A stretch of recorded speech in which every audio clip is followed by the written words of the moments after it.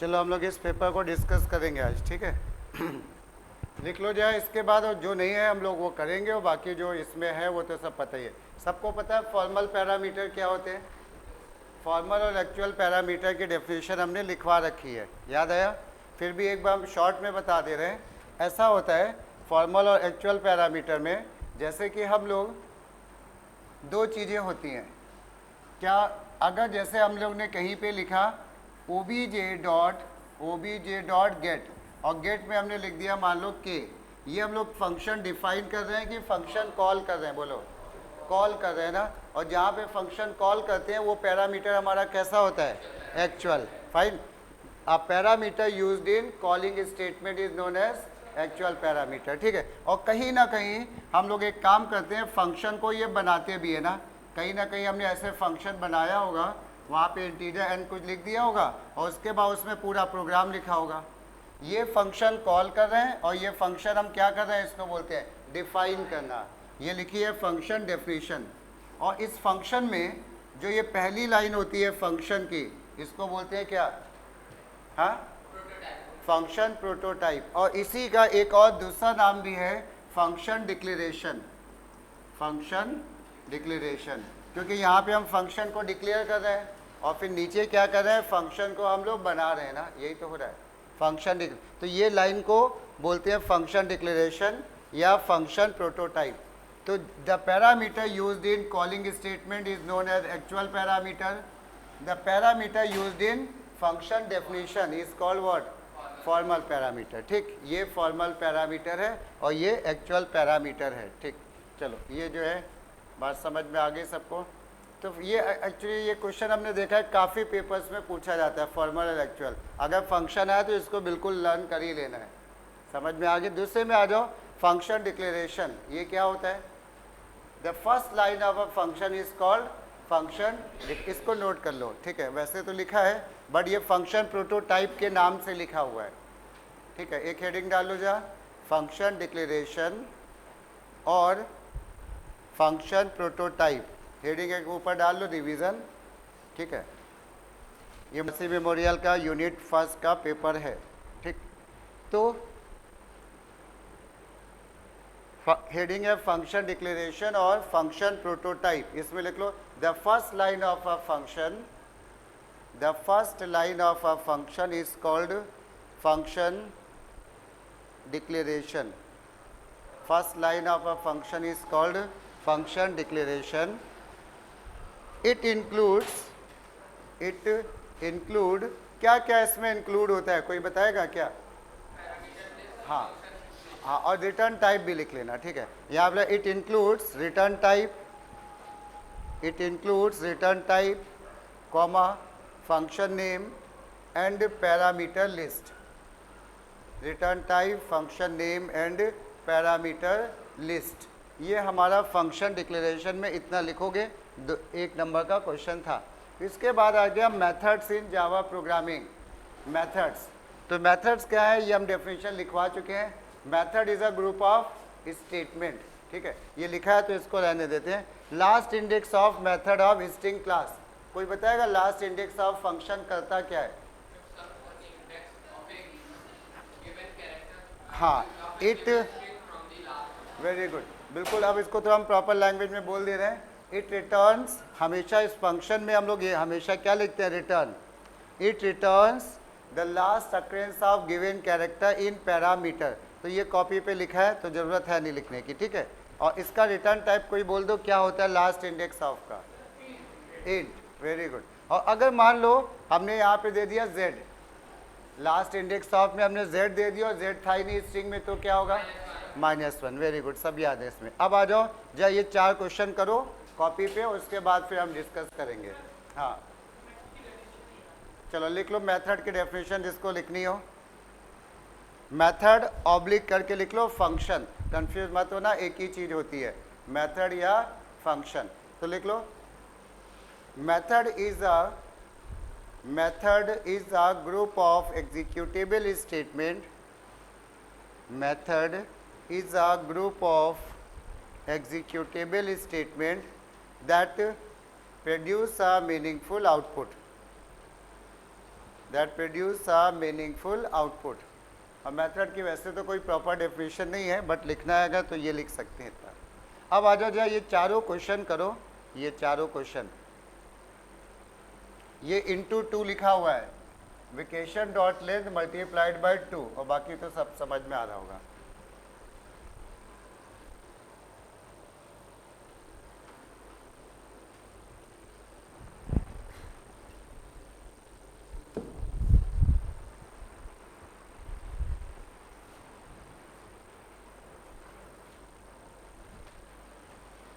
जल्दी करो भैया।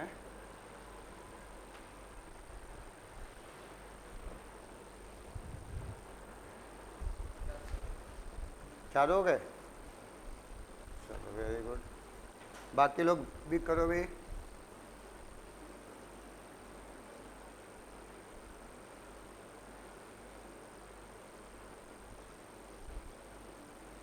बीच में हमेशा एक स्पेस मानी जाती है, लग भी रहा हो कि 2-3 है लेकिन वो एक है, कई होंगी। हाँ लास्ट में, हाँ 16 है, लास्ट वाले में डोमिनोज कैरेट 16 है, 1616। चलो अब हम जो है सॉल्व कर रहे हैं। सुनना, कोई पहले का आंसर बता दो जरा। हाँ 13 30 30। चलो किसी का आंसर कुछ और आ रहा है 30 के अलावा? देखते हैं 30 कह रहे हैं, जब एक बार समझते हैं। यहाँ पे लेंथ फंक्शन तो सबको पता ही है मेरे ख्याल से, ये लेंथ निकालेगा इसकी, और लेंथ कहाँ से स्टार्ट होगी? 0 से, इसे 1 से। तो यहाँ पे क्या हुआ 1 2 3 4 5, स्पेस भी काउंट होती है, 5 6 7 8 9 10 11 12 13 14 15। तो इसकी लेंथ आ रही है 15 हो गई इसका आंसर, और मल्टीप्लाइड बाय 2 लिखा है आगे, 15 2 ज़ा 30, बिल्कुल सही आंसर है, 30 बिल्कुल सही है। दूसरे का बताओ, -1। और कोई आंसर दूसरे का?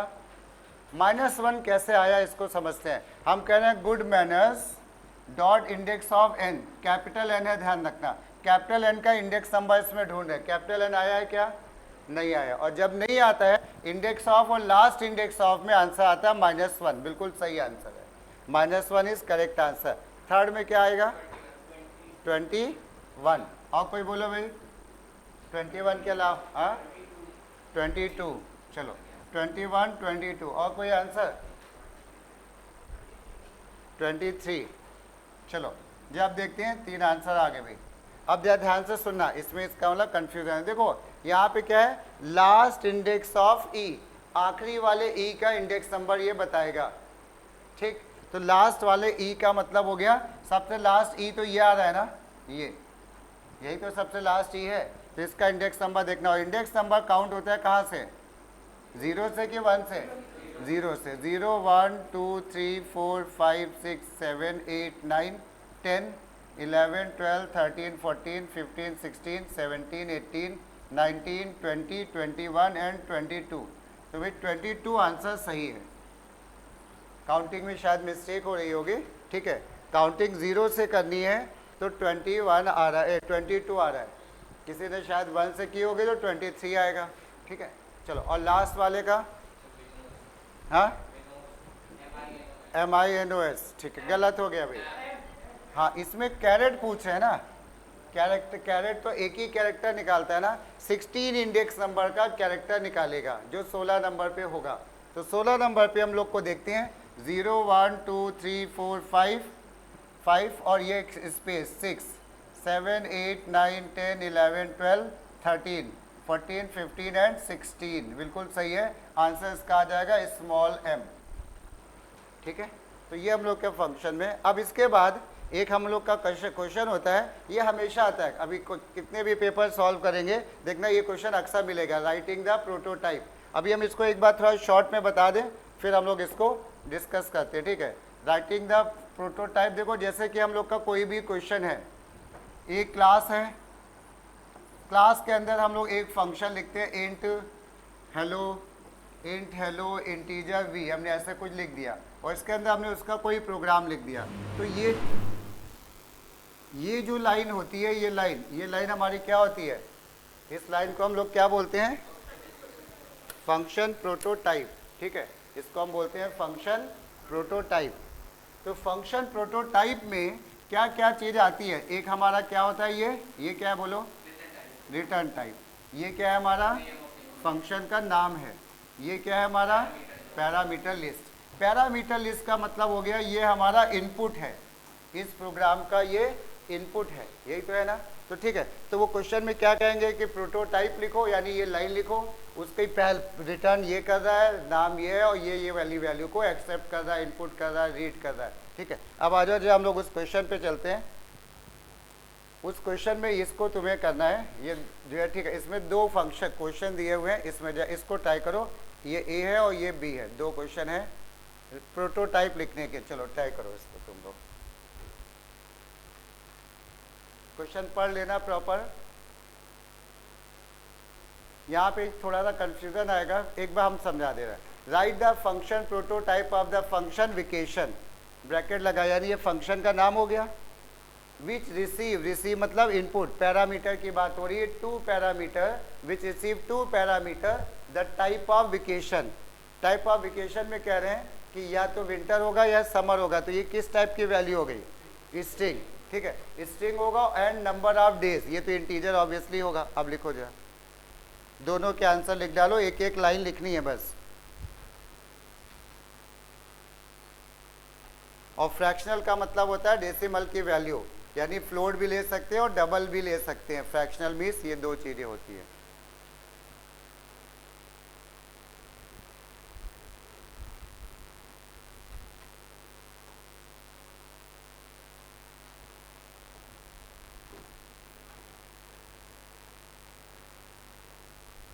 और आंसर जो होगा केवल वो एक एक लाइन में लिखना है हम लोग को, ठीक है, प्रोग्राम नहीं लिखना होता है, ध्यान रखना है इसमें। फंक्शन दूसरे में इन्होंने प्रोटोटाइप ना यूज करके फंक्शन डिक्लेरेशन वर्ड यूज कर लिया है। तो हमने बोला ना अभी एक ही चीज है, दोनों दोनों अलग अलग नहीं है, एक ही चीज होती है। हो गया होगा, ठीक है। अब हम जो आंसर लिख रहे हैं जरा चेक करना आंसर। देखो इसमें क्या कहा जा रहा है, पहले वाले क्वेश्चन में right the function prototype of the function vacations, यानी वेकेशन फंक्शन का नाम है, और ये वाली वैल्यू वो इनपुट कर रहा है, और ये क्या रिटर्न कर रहा है? The function does not return anything, इसका मतलब void, यानी रिटर्न टाइप हो गया हम लोगों का void। तो इसका जो आंसर होगा वो ये होगा void, क्या लिख दें बोलो? void वेकेशंस, और ब्रैकेट में क्या, दो वैल्यू ले रहा है ना, टाइप ऑफ वेकेशन और नंबर ऑफ डेज। हाँ, तो स्ट्रिंग कुछ भी नाम ले लो, स्ट्रिंग एस ले लिया और इंटीजर डी ले लिया, ये ऐसे, ये आंसर हो गया, सही है। उसके बाद दूसरे में आ जाओ, राइट द फंक्शन डिक्लेरेशन, यानी फंक्शन प्रोटोटाइप लिखो, और फंक्शन का नाम है unit test, which receive the marks. Marks must be a fractional value, that means either it will be float और double, and scored by the student as a parameter, return the true और otherwise return false. हमें program नहीं बनाना, फिर से ध्यान रखना, ठीक है। तो अब हम लोग क्या करेंगे इस केस में, रिटर्न टाइप कैसा होगा बोलो कोई? बूलियन। तो इसका जो आंसर होगा वो ऐसे होगा, boolean unit test, unit underscore test, और ब्रैकेट में क्या, डबल ले लेते हैं, फ्रैक्शनल वैल्यू ना, डबल मार्क्स ले लो, एम ले लो, ये सब तुम्हारी मर्जी है, ठीक है। तो ये सेकेंड आंसर हो जाएगा। इसके बाद नेक्स्ट में आ जाते हैं। अब इसमें प्रोग्राम जो दिए हैं वो अभी हम देख रहे थे, ये सिंपल से प्रोग्राम है, बट हम लोग इसको भी करेंगे, ज़्यादा टाइम नहीं लेगा, बस इतना ही पेपर था शायद मेरे, हाँ इतना ही है, ठीक है। यहाँ पे देखना, बस थोड़ा सा इसमें तरीका समझना है, प्रोग्राम तो बहुत इजी है। क्वेश्चन में जरा देखना, डिफाइन अ मेथड, यानी हम लोग फंक्शन का नाम देते हैं void main, void get, ये देते हैं, बट इस प्रोग्राम में क्या करेंगे, फंक्शन का नाम क्या रखेंगे? टेम्परेचर, और कुछ नया नहीं है। Which accept temperature as parameter, ये मतलब पैरामीटर से बनाना है इसको तुम्हें, और पैरामीटर में एक वेरिएबल ले लेंगे टेम्परेचर के लिए, इन डिग्री फ़ारेनहाइट, डिग्री है पॉइंट में ले लो, इंटीजर वो तुम्हारा। Use the given formula to convert the degree centigrade and print it, the function does not return any value, यानी फंक्शन का प्रोटोटाइप उन्होंने बता दिया, ठीक है ना। तो इसका एक हम बता रहे हैं, दूसरा वाला तुम लोग बनाओगे, ठीक। चलो इसको जो हम लोग देखते हैं, एक हम बता रहे हैं, दूसरा वाला ट्राई करना तुम लोग।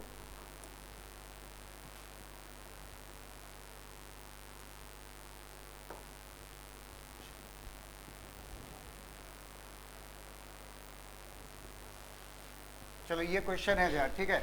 इसमें हम लोग ऐसे ही लिख लेंगे। इसमें क्या करना है हम लोग को, एक बनाना है। कैसे स्टार्ट करेंगे, क्लास जरूर बनाएंगे। मतलब ये मत सोचना कि डिफाइंड फंक्शन बोला है तो क्लास के बिना प्रोग्राम ही नहीं कंप्लीट है। क्लास का नाम हमने कुछ भी दे दिया, मान लो टेम्प दे दिया, ब्रैकेट लगाया, क्या करें यहाँ पे बताओ कोई। हाँ वेरी गुड, बस इतनी सी बात समझनी थी, नहीं तो आदत पड़ी होती है ना मेन एन लिखने की। तो फंक्शन का नाम इन्होंने बोला है वॉइड टेम्परेचर, टी कैपिटल था, वॉइड टेम्परेचर। और क्या चीज़ ये एक्सेप्ट कर रहा है पैरामीटर में, देखो एक्सेप्ट टेम्परेचर एज पैरामीटर। और किस में लेना है हमको, डिग्री फ़ारेनहाइट। तो हम लोग टेम्परेचर नॉर्मली पॉइंट में होता है, तो हमने ले लिया डबल एफ, ये फ़ारेनहाइट हो गया, डबल एफ ये फ़ारेनहाइट में आ गया। अब करना क्या हमें इस फ़ारेनहाइट का, इस फार्मूला यूज़ करके हमें सेल्सियस में यही टेम्परेचर निकालना है और प्रिंट करना है ना। तो फार्मूला ये दिया है, हमें निकालना क्या है, सेंटीग्रेड।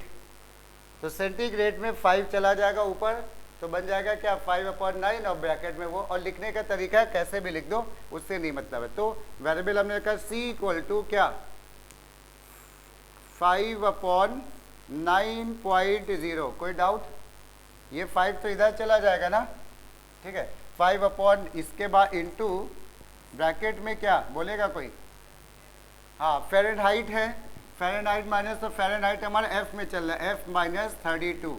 और इसको हम लोगों ने प्रिंट कर दिया, ठीक है।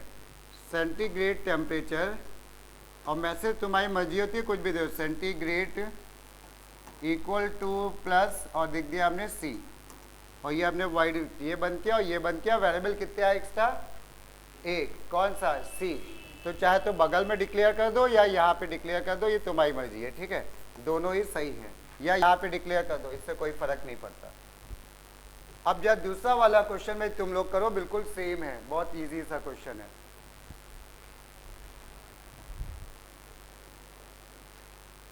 सबको पीछे दिख रहा है, ये सबको दिख रहा है पीछे, चलो ठीक है। इसको हम हटा दे रहे हैं ना, ठीक है, ये इसको हटा दे रहे हैं तो ठीक है। फिर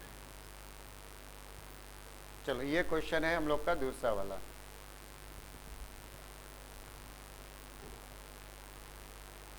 डिफाइन अ मेथड कंप्यूट, ये वाला करना है, ये कर चुके हैं हम लोग।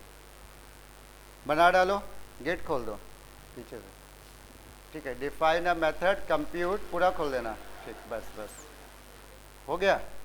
चलो बहुत इजी सा है, कुछ खास है नहीं इसमें करने को।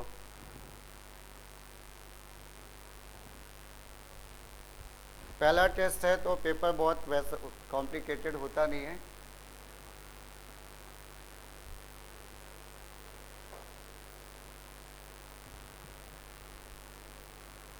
अब इसमें जैसे हम लोग ये सिंपल से फॉर्मूला निकाल लें, इसी में वो इफ एल्स के प्रोग्राम दे देंगे ज़्यादा से ज़्यादा, है ना। थोड़ा सा नेक्स्ट वाले दे देंगे तो थोड़ा सा टफ हो जाएगा। बन गया प्रोग्राम, चलो तो हम यहीं पे बना दे रहे हैं प्रोग्राम, क्योंकि बड़ा है नहीं प्रोग्राम ज़्यादा। तो देखना यहाँ पे डिफाइन अ मेथड कंप्यूट, और इसमें भी कोई वैल्यू तो रिटर्न हो नहीं रही है ना, कुछ बात ही नहीं की है, तो इसका मतलब रिटर्न नहीं हो रही है। और साफ साफ लिखा भी होगा प्रिंट करने को, travel compute speed at which the train move and destination, अच्छा नहीं लिखा, रहने देते हैं, ठीक है। तो हमने यहाँ पे क्लास का नाम कुछ भी दे दिया, क्लास का नाम दे दिया हमने मान लो स्पीड, ब्रैकेट में लिख दिया हमने वॉइड क्या, फंक्शन का नाम क्या बोला इन्होंने, कंप्यूट। तो हमने यहाँ पे बोला क्या, वॉइड कंप्यूट, ब्रैकेट में क्या इनपुट कराओगे बोलो, विच, हाँ by train, define a method which accept distance travelled and time taken by a train, distance and time. तो हमने यहाँ पे डिस्टेंस को डबल ले लो, इंटीजर ले लो, इससे कोई मतलब नहीं होता, ठीक है, मार्क्स नहीं कटते हैं, ये तुम्हारी मर्जी है, क्वेश्चन में मेंशन नहीं है। तो डबल हमने डी ले लिया और इंटीजर टी ले लिया टाइम के लिए। अब निकालना क्या है हमको, स्पीड, और स्पीड का फॉर्मूला डिस्टेंस अपॉन टाइम है, ठीक है, वो इधर उधर हो गया। तो हमने यहाँ पे क्या कहा, स्पीड इक्वल टू, स्पीड नहीं ले सकते हैं क्योंकि स्पीड क्लास का नाम ले रखा है ना, कुछ और ले लिया, एस ले लिया, एस इक्वल टू क्या, डी अपॉन टी। अब यहाँ पे एक छोटी सी बात समझनी है, नहीं सुनो, हमने डी को कैसा लिया है, डबल, तो टाइप कास्टिंग की ज़रूरत है नहीं है, क्योंकि यहाँ पे ये डबल है और ये टी है, तो आंसर तो डबल में आएगा। लेकिन किसी ने ऐसा किया है, उसने कहा कि हमने तो इंटीजर ही लेंगे, ठीक है, वो गलत नहीं है, लेकिन उस केस में यहाँ पे हमें क्या करना पड़ेगा, टाइप कास्टिंग। पॉइंट समझ में आया? तो वहाँ पे हम लोग जाएंगे और यहाँ पे हम लोग इस केस में ऐसे लिखेंगे, S equal to double bracket में डबल डी अपॉन टी ऐसे लिखेंगे, और एसओपीएलएन में speed equal to plus S, और एस का डेटा टाइप कैसा होगा, डबल। ठीक है, कहीं पे भी डिक्लेयर कर दिया डबल एस, वो डिक्लेरेशन तुम यहाँ कर सकते हो, बगल में यहाँ कर सकते हो, यहाँ कर सकते हो। ठीक है, चलो समझ में आया? तो ये हम लोग का एक पेपर था। अभी एक पेपर और निकाल के देखेंगे हम लोग।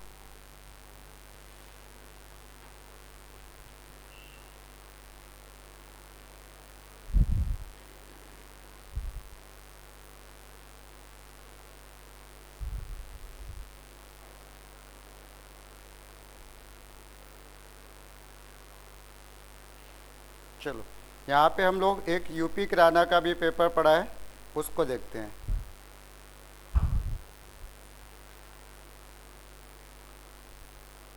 वही आया क्यों नहीं भाई?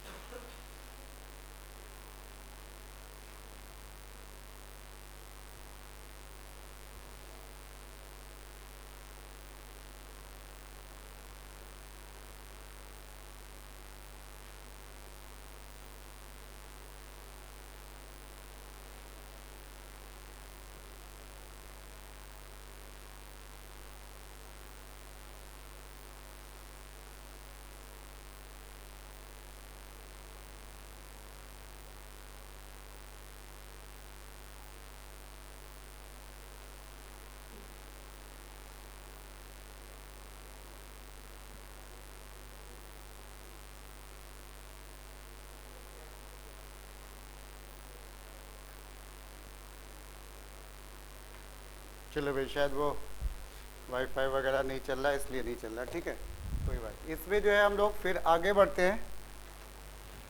हमारे पास भी कुछ पेपर्स पड़े होंगे, उसको सॉल्व कर लेते हैं। ठीक है,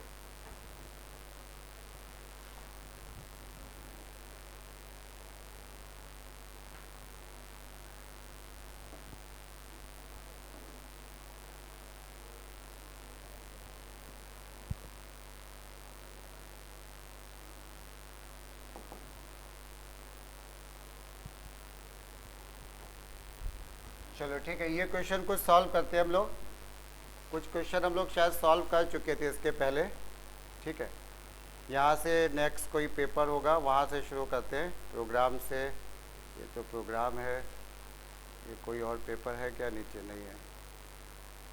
चलो इसी पेपर को, ये पेपर सॉल्व कर चुके हैं क्या, चेक करना। ये वाला सॉल्व कर चुके हैं क्या हम लोग? हाँ, कर चुके हैं। अच्छा, प्रोग्राम नहीं किए थे। चलो ठीक है, देखते हैं फिर इसका एक हम लोग प्रोग्राम जरूर आता है। और एक फंक्शन चैप्टर चल रहा था, लूप। अच्छा, लूप तो अभी ये प्रोग्राम हम लोग कर चुके थे ना, शायद नहीं किया था। चलो इस प्रोग्राम को हम लोग कर लेते हैं। चलो ठीक है, ये प्रोग्राम किस टॉपिक का है, कोई बताएगा? हाँ, ये किस वाले टॉपिक का क्वेश्चन है, कोई बता दो। फंक्शन का। फंक्शन याद आ रहा है, जिसमें अलग अलग फंक्शन बनते थे, एक इनपुट होता था, एक कैलकुलेट होता था, एक प्रिंट होता था ना। चलो ठीक है, ये वाला क्वेश्चन हम लोग बनाते हैं। ठीक है, लिखो जाए, स्टार्ट करो। यहाँ पे सबसे पहले ये फंक्शन हमेशा किससे बनाए जाएंगे? इंपोर्ट से। हमेशा याद रखना, इंपोर्ट से बनते हैं फंक्शन। तो तो यहाँ पे लिखना शुरू करो, हम बोलते चल रहे हैं। इंपोर्ट की लाइन आएगी, फिर क्लास बनाएंगे। क्लास का नाम क्वेश्चन में दिया गया है, देखो क्या दिया गया है, शॉप। क्लास का नाम दिया गया है शॉप, ठीक है।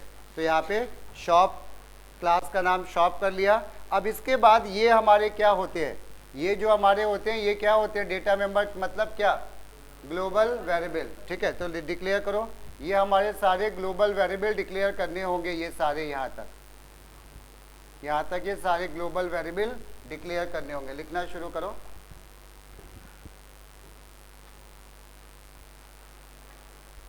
पहले फंक्शन नहीं बनाएंगे भाई, क्लास डिक्लेयर करने के बाद वेरिएबल डिक्लेयर करेंगे सारे, ध्यान रखना, ठीक है। जैसे हमने यहाँ पे ये करा, इंपोर्ट लिखा, इंपोर्ट के बाद क्लास का नाम दे दिया क्या, शॉप। क्लास का नाम दे दिया शॉप, और क्लास के बाद ये सारे वेरिएबल डिक्लेयर करने होंगे। तो जैसे यहाँ पे नेम किस टाइप का होगा, string. Mobile number long, mobile number को हमेशा लॉन्ग लेते हैं, ठीक है। लॉन्ग, कॉस्ट हो जाएगी डबल में ले लो, डिस्काउंट ले लो डबल में, जो पैसे वाली चीज़ हो वो डबल में ले लेनी चाहिए, क्योंकि पॉइंट में भी कभी कभी आता है। अमाउंट भी डबल, और गिफ्ट में, गिफ्ट कह रहे हैं ये होगी बेडशीट, टॉवेल, वॉल क्लॉक। तो ये किस टाइप का लोगे, स्ट्रिंग। Very good. क्या हुआ बोलो, कोई डाउट, बोलो बोलो, पूछ लो क्या हुआ।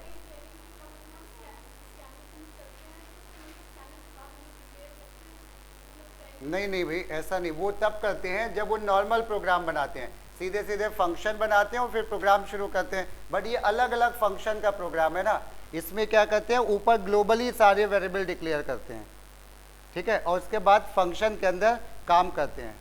अगर सीधे सीधे हम प्रोग्राम शुरू कर देते तो ये करते हैं।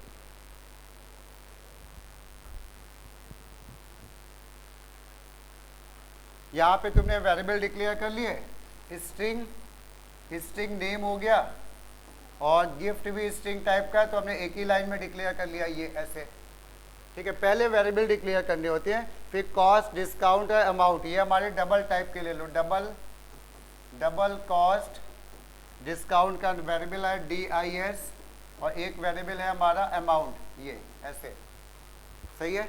तो सबसे पहला काम इन वेरिएबल्स को डिक्लेयर करना है। वेरिएबल डिक्लेयर करने के बाद अगला कौन सा फंक्शन है, अगला फंक्शन कौन सा बन रहा है भाई, वाइड इनपुट। तो क्या करोगे, अब इसको वाइड इनपुट की बारी आई है ना, वाइड इनपुट। तो अब यहाँ पे जो है वाइड इनपुट को बनाओगे। तो क्या लिखा तुमने उसी के बाद, वेरिएबल डिक्लेयर करने के बाद वाइड इनपुट, ये ऐसे, उसी के नीचे वेरिएबल डिक्लेयर वाइड इनपुट। इसमें क्या करना है हमको, देखो यहाँ पे क्या क्या इनपुट करना है, input customer name, mobile number and price of item, ये तीन चीज़ें sc.nextInt करानी है तुमको। तो यहाँ पे सबसे पहले इनपुट करना है, तो हम लोग स्कैनर क्लास लिख देंगे, और मैसेज ज़्यादा लंबा ना देना चाहो तो ये लिख सकते हो एंटर डिटेल्स।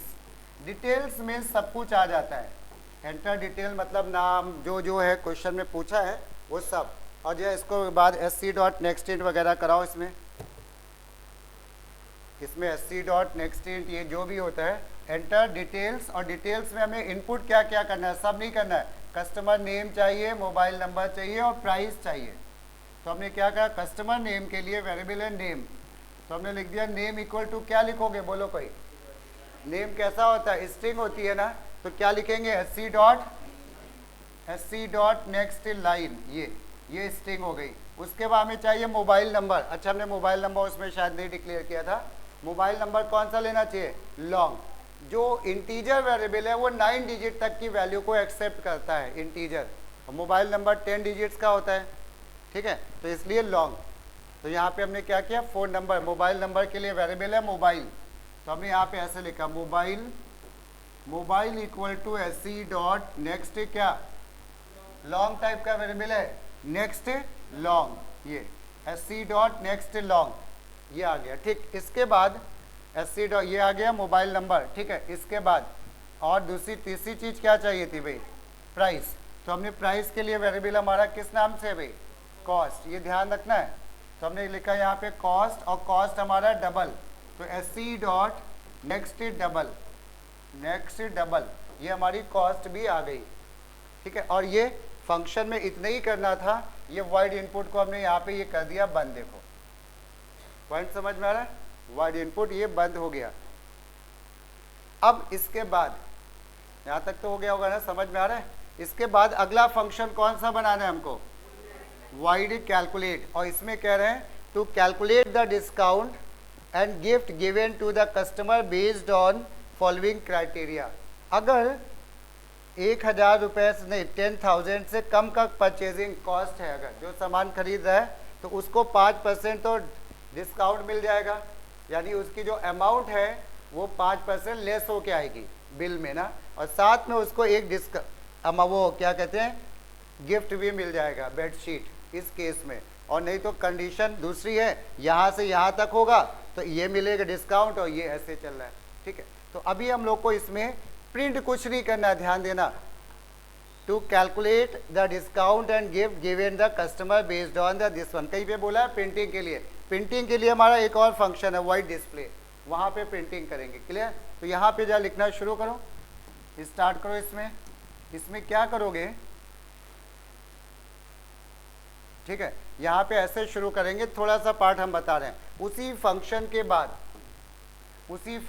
बाद तुमने यहाँ पे लिखा जैसे void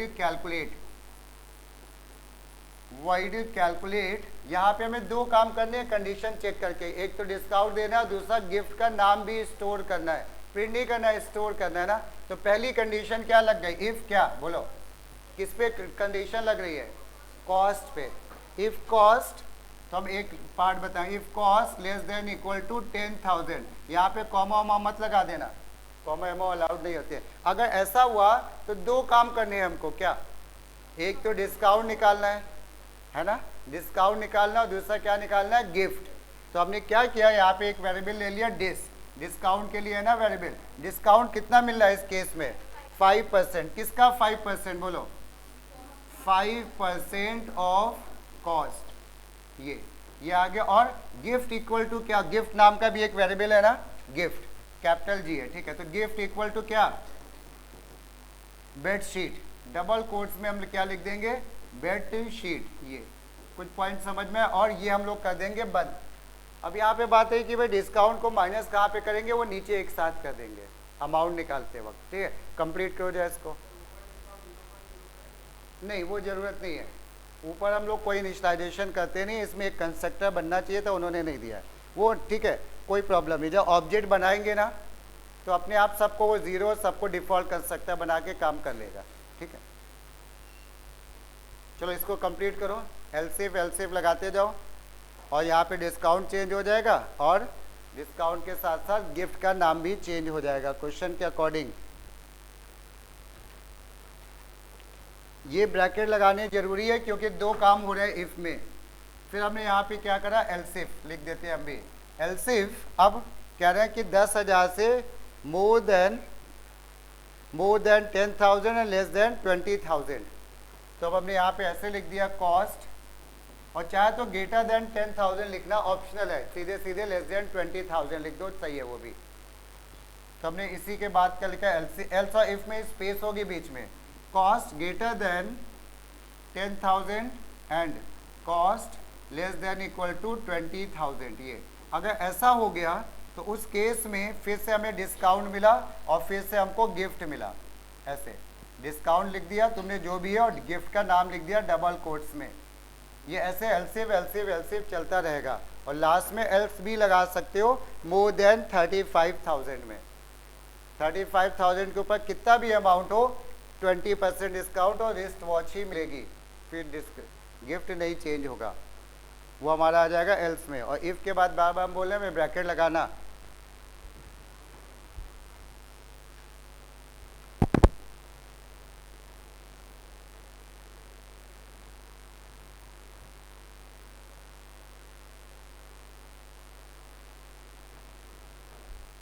ठीक है, तो ये ऐसे ही चलता जाएगा, ये ऐसे ही चलता जाएगा। और सबसे लास्ट में जब ये एलसीफ हो जाएगा, ये एलसीफ सब हो जाएगा, लास्ट में क्या करोगे यहाँ पे एल्स में किसकी बात लिखने वाले हैं हम लोग, बोलो?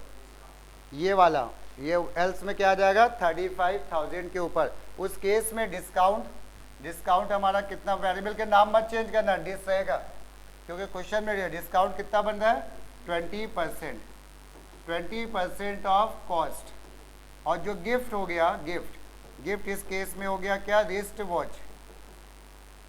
वॉच। अभी कुछ करना है इस क्वेश्चन में कि खत्म करें इस फंक्शन को? हाँ, इसमें अमाउंट निकालना है। अमाउंट में क्या करेंगे हम लोग?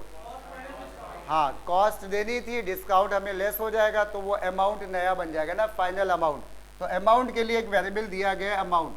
तो हम इसके बाद लास्ट लाइन में लिखेंगे अमाउंट इक्वल टू कॉस्ट जो देना था माइनस डिस्काउंट इतना लेस हो गया, और ये फंक्शन कर दिया हमने बंद। ये सबसे लास्ट लाइन हो गई, ठीक है। और उसके बाद नेक्स्ट फंक्शन हमारा क्या है, वॉइड डिस्प्ले। इसमें देखते हैं कुछ अलग तरीके से तो नहीं बोला गया है, कभी कभी बोल देते हैं इस तरह से प्रिंट करो। देखते हैं यहाँ पे क्या बोला गया वाइड डिस्प्ले में। Void display to display the customer name, mobile number, amount to be paid and gift to be given to the customer. आसान सा है, इसमें हम एक लाइन बता दे रहे हैं। इसको जो प्रिंट करोगे वो थोड़ा प्रॉपर वे में प्रिंट करना मैसेज के साथ। तो हम यहाँ पे क्या करेंगे, वाइड डिस्प्ले देखना, वाइड डिस्प्ले में हमें प्रिंट करना है कस्टमर का नाम, मोबाइल नंबर। तो हमने यहाँ पे SOPLN में लिख दिया कस्टमर नेम इक्वल टू, ये मैसेज जो है ना ये ऑप्शनल है, तुम अपने हिसाब से भी देख, कस्टमर इक्वल टू लिख सकते हो। कस्टमर नेम प्लस क्या बताओ, कस्टमर नेम स्टोर है किस वेरिएबल में, नेम। तो हमने यहाँ पे क्या लिख दिया, नेम ये। और ऐसे ही हम लोग की कितनी लाइनें आ जाएंगी यहाँ पे, 4। कस्टमर नेम प्रिंट करोगे, फिर मोबाइल नंबर प्रिंट कर दोगे, अमाउंट प्रिंट करोगे और गिफ्ट का नाम प्रिंट करोगे। The gift is plus gift, ऐसे 4 बना देंगे। और लास्ट में आ जाओ, हम लोग का वाइड मेन भी बोला है, बोर्ड में तो हमेशा आता ही आता है वाइड मेन, बना नहीं है, ठीक है। वाइड मेन जो अपने आप तुम लोग बनाओ, पब्लिक स्टैटिक वाइड मेन, फिर क्लास का ऑब्जेक्ट बनाओ और जिस फंक्शन की ज़रूरत है उसको अपने हिसाब से कॉल करो।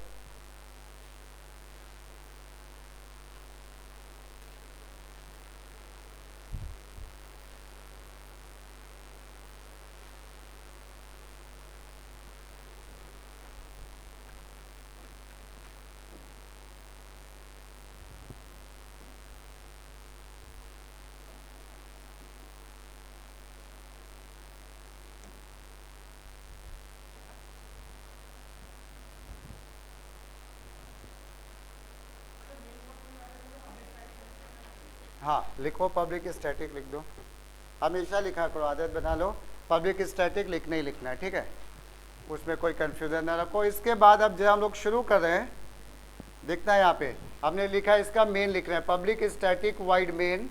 पेपर में पूरा लिखोगे, अभी हम शॉर्ट में लिख रहे हैं। सबसे पहला काम क्या करना होता है मेन में, बोलो, ऑब्जेक्ट। और क्लास का नाम क्या दिया था, शॉप।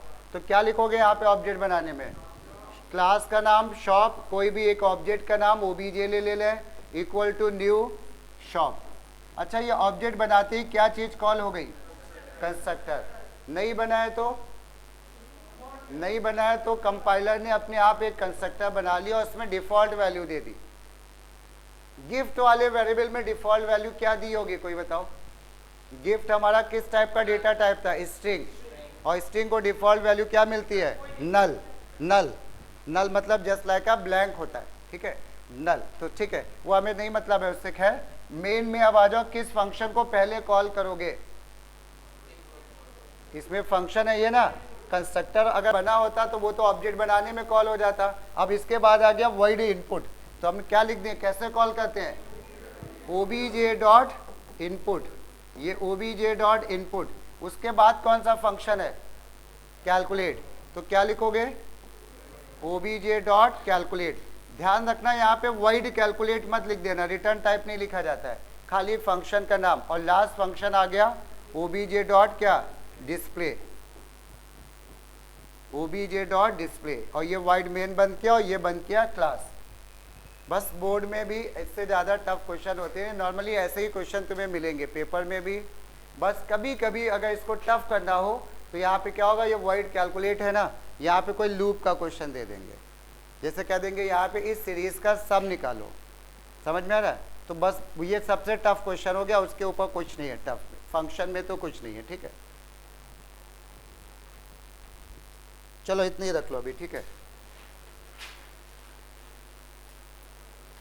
अभी हम लोग एक आध टर्न कुछ पेपर रिवाइज करेंगे क्योंकि पढ़ बहुत चुके हैं, पीछे की चीज़ें किसी को याद नहीं है, ठीक है।